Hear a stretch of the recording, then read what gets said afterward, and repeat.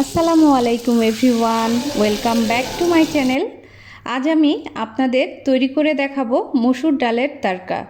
মসুর ডালটা আমরা অনেকেই অনেকভাবে রান্না করে খেয়ে থাকি, তো এইভাবে যদি একবার বানিয়ে দেখেন আপনাদের কিন্তু বারবার খেতে ইচ্ছে করবে। ইন্ডিয়ান স্টাইল এই মসুর ডালের তারকাটা ঠিক রেস্টুরেন্টে আমরা যেভাবে খেয়ে থাকি সেই রেসিপিটাই আজ আমি আপনাদের সাথে শেয়ার করব। আশা করব রেসিপি আপনাদের ভালো লাগবে। তো মসুর ডালের তারকা বানানোর জন্য আমি এখানে নিয়ে নিচ্ছি 1 কাপের থেকে একটুখানি কম মসুর ডাল। আর এই ডালটা খুব ভালোভাবে পানি দিয়ে বেশ কয়েকবার ধুয়ে নিতে হবে। তো আমি ডালটা ভালোভাবে পরিষ্কার করে ধুয়ে নিচ্ছি। এই রেসিপিটা বানানো অনেক সহজ আর এটা খেতে কতটা মজার আপনারা জাস্ট একবার বানালেই বুঝতে পারবেন যে রেসিপিটা কতটা মজার হয়। তো দেখুন ডালটা আমি ধুয়ে নিলাম, ডালটা এক সাইডে রেখে দিচ্ছি। এবার আমি একটা ফ্রাই প্যানে দিয়ে দিচ্ছি 1 টেবিল চামচ পরিমাণ সয়াবিন তেল। এতে দিয়ে দিলাম একটা তেজপাতা, দিয়ে দিব বড় সাইজের একটা পেঁয়াজ কুচি। এই রান্নাটা সয়াবিন তেল দিয়েই করতে হয়, তাই আমি আজ সরিষার তেল ব্যবহার করিনি, সয়াবিন তেল দিয়েই রান্নাটি করছি। তো পেঁয়াজটা বেশ ভালোভাবে ভেজে সফট করে নিতে হবে, একেবারে কিন্তু বেরেস্তার মতো করে ফেলা যাবে না। তো পেঁয়াজটা আমি একটু ভেজে নিচ্ছি। এবার আমি এর মধ্যে দিয়ে দিব 1/2 টিস্পুন পরিমাণ হলুদের গুঁড়া, 1/2 টিস্পুন লাল মরিচের গুঁড়া, আদা রসুনের পেস্ট দিয়ে দিচ্ছি 1/2 টিস্পুন পরিমাণ, দিয়ে দিব একটা বড় সাইজের টমেটো যেটা আমি কিউব করে কেটে নিয়েছি। এবার আমি মশলার সাথে খুব ভালোভাবে সব কিছু একটু ভেজে নেব। তো খুব অল্প সময় এই মশলাটা একটু ভেজে নিতে হবে, প্রায় 1 মিনিটের মতো ভাজলেই কিন্তু মশলা থেকে কাঁচা গন্ধ চলে যাবে। এবার আমি দিয়ে দিব যে ডালটা আমি ধুয়ে রেখেছিলাম সেই ডালটা আগে ধুয়ে রাখার একটাই কারণ, এতে করে ডালটা কিছুটা সফট হয়ে যাবে। তো আমি ডালটা এবার মশলার সঙ্গে একটু ভেজে নেব, প্রায় 2 মিনিটের মতো ভাজলেই হবে।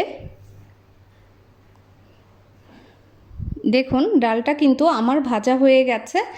এবার আমি এখানে দিয়ে দিব 4 কাপ পরিমাণ পানি। ডালের বাটিটা ধুয়েই আমি 4 কাপ পরিমাণ পানি অ্যাড করলাম, আর দিয়ে দিব স্বাদ মতো লবণ। আপনারা আপনাদের টেস্ট অনুযায়ী লবণটা কম বেশি করে নেবেন। সব কিছু খুব ভালোভাবে মিশিয়ে নিচ্ছে। এবার মিশিয়ে নিয়ে চুলাটা হাই হিটে রেখে আমি ডালটা একটু ফুটিয়ে নেব। তো ডালটা যখন ফুটে যাবে তখন কিন্তু চুলাটা মিডিয়াম হিটে করে দিতে হবে। এভাবে আমি 10 মিনিট ডালটা রান্না করে নিলাম। এবার দিয়ে দিব বেশ কয়েকটা কাঁচামরিচ, আমি মাঝখান থেকে কুচি করে নিয়েছি। তো দেখুন ডাল কিন্তু অনেকটাই সফট হয়ে গেছে। আমি ডালটা আবারও ঢেকে দেব, ঢেকে 5 মিনিটের মতো রান্না করব, এতে করে ডালটা পুরোপুরিভাবে সফট হয়ে যাবে। এবার আমি ঢাকনা খুলে নিচ্ছি। ডালটা কিন্তু খুব ভালোভাবে হয়ে গেছে। একটা ডাল ঘুটনি দিয়ে আমি ডালটা ঘুটে নেব, তবে ডালটা খেয়াল রাখতে হবে একেবারে কিন্তু ভেঙে ফেলা যাবে না। সব ডালগুলো খেয়াল রাখবেন কিছু যেন আস্ত থাকে, জাস্ট অল্প একটু ঘুটে নিলেই হবে। তো দেখুন হয়ে গেছে। এবার আমি এখানে দিয়ে দিব বেশ কিছু ধনিয়া পাতা কুচি। এবার আমি ডালটা নামিয়ে এক সাইডে রেখে দিচ্ছি। একটা ফ্রাই প্যানে দিয়ে দিচ্ছি 3 টেবিল চামচ পরিমাণ সয়াবিন তেল।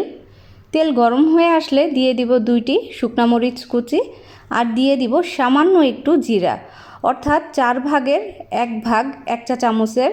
তো জিরাটা যখন ফুটে যাবে তখন কিন্তু আমি এর মধ্যে দিয়ে দিব পেঁয়াজ এবং রসুন কুচি।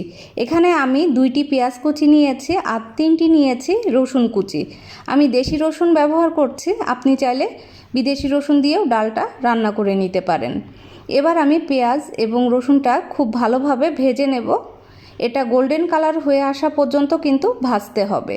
তো দেখুন আস্তে আস্তে কিন্তু গোল্ডেন কালার হয়ে যাচ্ছে। পেঁয়াজটা কিন্তু মোটামুটিভাবে আমার ভাজা হয়ে গেছে। এবার আমি এর মধ্যে দিয়ে দিব 1 চা চামচের 4 ভাগের 1 ভাগ শুকনা মরিচের গুঁড়া। এটা আপনারা আরেকটু কম বেশি করে নিতে পারেন, এটা কিন্তু ঝালের জন্য না, এটা জাস্ট সুন্দর একটা কালার হবে, তো সেজন্যই আমি দিলাম। তো সব কিছু খুব ভালোভাবে আমি ভেজে নিয়েছি। এবার আমি বাগারটা ডালের মধ্যে দিয়ে দিব। তো দেখুন আমার বাগারটা কিন্তু রেডি হয়ে গেছে। এবার আমি ডালটা একটা বাটিতে সার্ভ করে নিচ্ছি আর এর মধ্যেই দিয়ে দিব বাগারটা। এই ডালটা কিন্তু আর চুলায় দিয়ে জাল দেওয়া যাবে না। আমরা যেভাবে রেস্টুরেন্টে খেয়ে থাকি ঠিক সেভাবেই কিন্তু আমি ডালটা সার্ভ করে আপনাদের সাথে শেয়ার করলাম। রেস্টুরেন্টগুলোতে কিন্তু এভাবেই ডালটা সার্ভ করে।